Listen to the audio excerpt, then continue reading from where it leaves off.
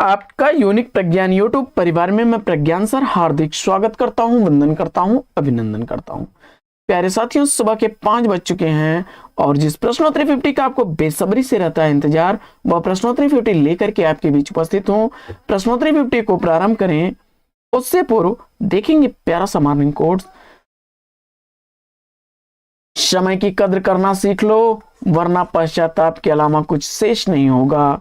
समय का सदुपयोग आपकी सफलता को सुनिश्चित करता है।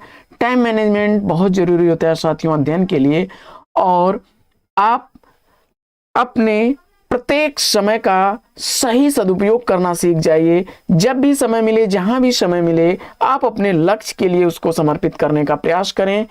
हो सकता है कि कुछ ऐसे विद्यार्थी हों जो अध्ययन के अलावा अन्य कार्यों में व्यस्त रहते हों। उनसे मैं ये कहना चाहूँगा कि प्यारे साथियों, आपके पास जो भी एक्स्ट्रा समय थोड़ा बहुत मिलता है, उस समय को किसी भी प्रकार की social networking site, Facebook, Twitter अथवा अन्य किसी ऐसी साइट पर जहां मनोरंजन हो रहा है या टाइम पास हो रहा है, वहां समय न लगा करके आप अपने लक्ष्य से संबंधित विषय वस्तु पर, चाहे वो सोशल नेटवर्किंग साइट हो, यूट्यूब हो या जहां भी हो, आप वहां पर अपने लक्ष्य को टारगेट करके उन लोगों के साथ ही वार्ता, चैट में समय गुजारें, जिससे कि आपकी तैयारी बेहतर होगी और आप एक सकारात्मक दिशा में दिन प्रतिदिन बढ़ते रहेंगे। तो इसी मॉर्निंग कोट्स के साथ प्रारंभ करेंगे शायद प्रश्नोत्तरी 50 और देखेंगे प्रश्नोत्तरी 50 का पहला प्रश्न। काफी चर्चित प्रश्न। मिस्र बंधुओं के अनुसार ब्रज भाषा का हिंदी कविता में सर्वप्रथम प्रयोग किसने किया? मिस्र बंधुओं के अनुसार ब्रज भाषा का हिंदी कविता में पहला प्रयोग किसने किया था? जवाब हो जाएगा शारंग कवि ने, विक्रमी संवत सारंगधर ने, विक्रमी संवत 1350 ईस्वी। अगला प्रश्न। समालोचना दर्श शीर्षक से एसे ऑन क्रिटिसिज्म का अनुवाद किसने किया? जवाब हो जाएगा जगन्नाथ दास रत्नाकर ने। साहित्य सहचर निबंध के निबंधकार कौन है? साहित्य सहचर निबंध आचार्य हजारी प्रसाद द्विवेदी जी द्वारा लिखा गया 1965 ईस्वी का प्रकाशित निबंध है। अगला प्रश्न है कि चितकोबरा उपन्यास के उपन्यासकार कौन है? चितकोबरा उपन्यास मृदुला गर्ग द्वारा लिखा गया 1979 ईस्वी का प्रकाशित उपन्यास है। अगला प्रश्न है कि बबूल और कैक्टस निबंध के निबंधकार कौन है? बबूल और कैक्टस निबंध रामदरस मिश्र द्वारा लिखा गया है। अगला प्रश्न है कि आमा उपन्यास की लेखिका कौन है? आमा उपन्यास चित्रा मुदगल द्वारा लिखा गया 1999 ईस्वी का प्रकाशित उपन्यास है। प्रश्न संख्या 7 है कि परमात्मा का कुत्ता कहानी के कहानीकार कौन है? परमात्मा का कुत्ता कहानी के कहानीकार मोहन राकेश हैं। अगला प्रश्न है कि ज्यादा अपनी कम पढ़ाई किस विधा की रचना है? ज्यादा अपनी कम पढ़ाई डायरी विधा की रचना है। उपेंद्रनाथ हस्क द्वारा लिखी गई 1959 ईस्वी की प्रकाशित रचना है। अगला प्रश्न है कि सत्यकाम महाकाव्य के रचनाकार कौन है? सत्यकाम महाकाव्य सुमिंद्रानंदन पंत द्वारा लिखा गया 1975 ईस्वी की प्रकाशित रचना है। अगला प्रश्न है कि प्राचीन हिंदी पत्र संग्रह के संकलनकर्ता कौन है? प्राचीन हिंदी पत्र संकलन धीरेन्द्र वर्मा और लक्ष्मी सागर वर्षणे द्वारा लिखा गया है। अगला प्रश्न है कि तुम चंदन हम पानी निबंध संग्रह के लेखक कौन है? तुम चंदन हम पानी निबंध संग्रह 1957 ईस्वी का प्रकाशित निबंध विद्यानिवास मिश्र जी का है। सिंहरण जयशंकर प्रसाद के किस नाटक का पात्र है? सिंहरण जयशंकर प्रसाद द्वारा लिखे गए चंद्रगुप्त नाटक का पात्र है। 1931 ईस्वी इसका प्रकाशन वर्ष है। आकाश गंगा काव्य संग्रह के रचनाकार कौन है? आकाश गंगा काव्य संग्रह राम कुमार वर्मा जी द्वारा लिखा गया काव्य संग्रह है। अगला प्रश्न है कि नीलांबरा आत्मिका काव्य संग्रह की रचयिता कौन है? नीलांबरा आत्मिका काव्य संग्रह महादेवी वर्मा द्वारा लिखी गई रचना है। अगला प्रश्न है कि हिंदी साहित्य के 80 वर्ष आलोचनात्मक ग्रंथ के लेखक कौन है? हिंदी साहित्य के 80 वर्ष आलोचना ग्रंथ शिवदान सिंह चौहान द्वारा लिखा गया है। 1954 ईस्वी इसका प्रकाशन वर्ष है। अगला प्रश्न, पृथ्वी परिक्रमा यात्रा साहित्य के लेखक कौन है? पृथ्वी परिक्रमा यात्रा साहित्य सेठ गोविंद दास द्वारा लिखा गया 1954 ईस्वी का प्रकाशित यात्रा वृतांत है। हिंदी साहित्य का अतीत नामक इतिहास ग्रंथ के लेखक कौन है?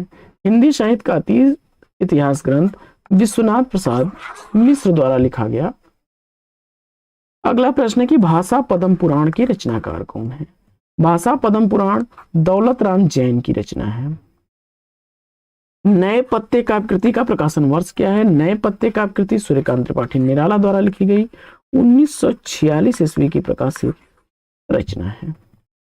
अगला प्रश्न है कि भक्ति को रस में प्रतिष्ठित करने वाले आचार्य कौन है? भक्ति को रस में प्रतिष्ठित करने वाले आचार्य रूप गोस्वामी हैं।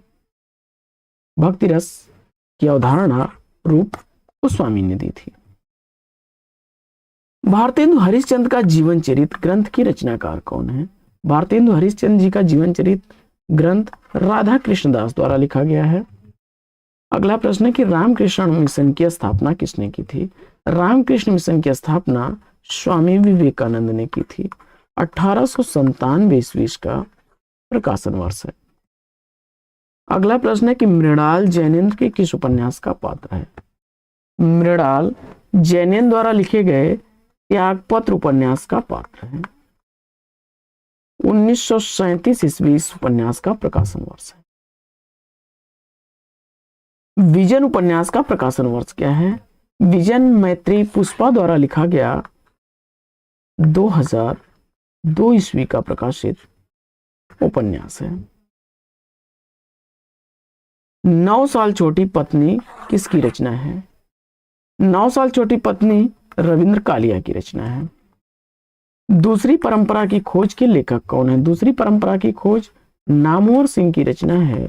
1982 ईस्वी का प्रकाशन वर्ष है। पहल पत्रिका का प्रकाशन कब आरंभ हुआ? पहल पत्रिका का प्रकाशन 1960 ईस्वी में प्रारंभ हुआ था। यह पत्रिका त्रैमासिक पत्र था, जयपुर से प्रकाशित होने वाला, जिसके संपादक थे ज्ञान रंजन।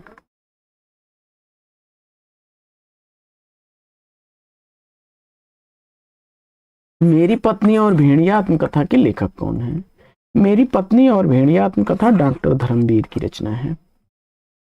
अगला प्रश्न है कि अगली शताब्दी का शहर निबंध संग्रह के रचनाकार कौन है? अगली शताब्दी का शहर निबंध संग्रह श्रीलाल शुक्ल द्वारा लिखा गया है। 1996 ईस्वी का प्रकाशन वर्ष है। निरुपमा प्रभावती उपन्यासों के उपन्यासकार कौन है? निरुपमा प्रभावती उपन्यास सूर्यकांत त्रिपाठी निराला जी के उपन्यास हैं। राखी की लाज किसका नाटक है? राखी की लाज वृंदावन लाल वर्मा जी का नाटक है। अगला प्रश्न है कि बच्चन के विशिष्ट पत्र संकलन के संकलनकर्ता कौन है? तो यह चंद्रदेव सिंह हैं। 1984 ईस्वी का प्रकाशन वर्ष है। डॉक्टर विजेंद्र स्नातक ने अपने निजी पत्रों का संग्रह किस शीर्षक से प्रकाशित कराया? जवाब हो जाएगा अनुभूति के क्षण। ईश्वरी न्याय कहानी के लेखक कौन है? ईश्वरी न्याय कहानी मुंशी प्रेमचंद द्वारा लिखी गई कहानी है। इस युग को ब्रज भाषा का स्वर्णकाल कहा जाता है।